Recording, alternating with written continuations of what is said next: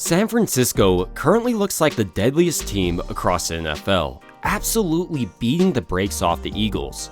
But this hasn't always been the case throughout this season, maybe best illustrated by their 3-game losing streak, a period in which many called for Steve Wilks' job.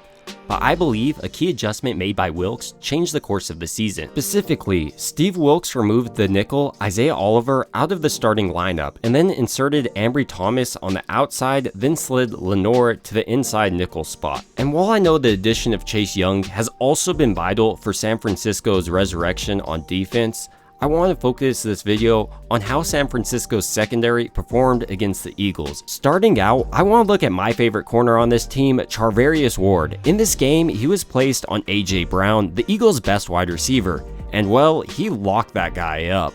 But maybe more impressive about Charvarius Ward's game is not just his ability to lock wide receivers up, it's also his ability to break up passes and deliver some crucial hits like right here where he breaks up the pass to the running back. More impressively though, to me, is how the defensive line and this secondary has been working in conjunction together.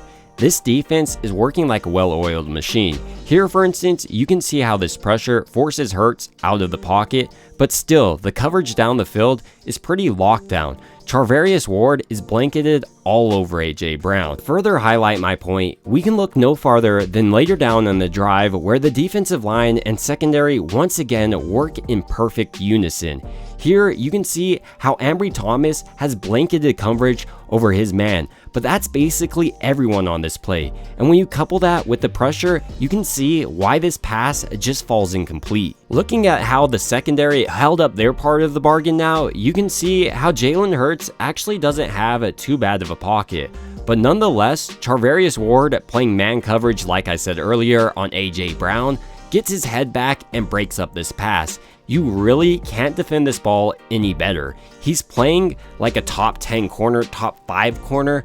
I really don't know any other corner I would take besides Ward right now. Overall though, I think this Niners secondary has taken leaps and bounds since their bye week. Specifically, when we watch it play like this, we can see all their corners in man coverage and even the rookie safety in coverage on the tight end. But nonetheless, no one comes open, and this eventually leads to a coverage sack, something the Niners really haven't gotten much of these last few years, but here we see excellent coverage, and I attribute this not just to the Niners players, but also Steve Wilks. When you look at the first 2 drives, for instance, San Francisco's defense was able to stop Philadelphia for only 6 points despite the offense getting -2 yards in the first quarter. Furthermore, I think Steve Wilks showed he's probably the best defensive coordinator the Niners have had to stop a mobile quarterback. I loved how the defensive line really forced Jalen Hurts to stay within the pocket and play the quarterback position. Equally as important though is a coach's ability to select a player, and he selected a great one in their safety, Jer Brown, who's replacing Talanoa Hufanga. The first thing I want to focus on is how quickly Jer Brown triggers on this play, and before you know it, he's already in on the tackle.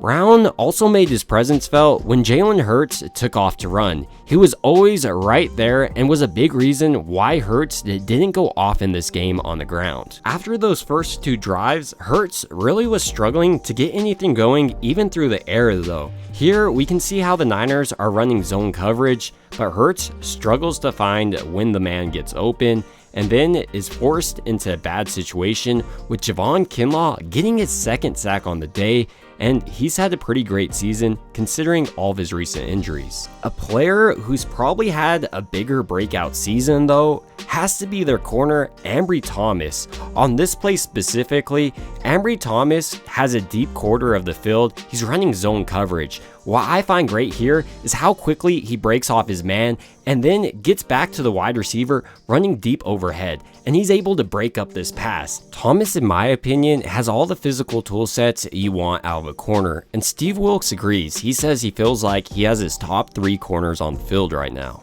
And it's pretty hard to disagree with him with plays like this coming out. Here, San Francisco is running a zone concept, specifically focusing on not letting anyone get past that first down marker. When you look at the secondary, Jalen Hurts really doesn't have that great of an option to dump this ball off to if he wants a first down.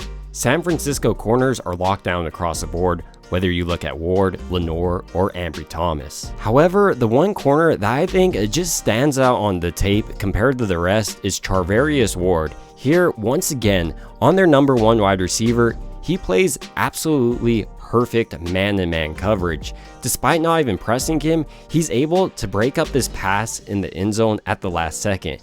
And this is something he's done a couple of times, not just in this game, but the previous game against Seattle, and I expect him to carry it out through not just this upcoming game, but the rest of the season. However, Charvarius Ward isn't the only guy breaking up passes to the number 1 wide receiver. Here, we can see how Ambry Thomas plays this ball aggressively, and I think he's taken a huge step, maybe in part thanks to his work with Charvarius Ward this offseason, as well as the addition of Steve Wilks, a defensive back-minded coach. I'm also extremely impressed by how Steve Wilks' defense has responded after those 3 games.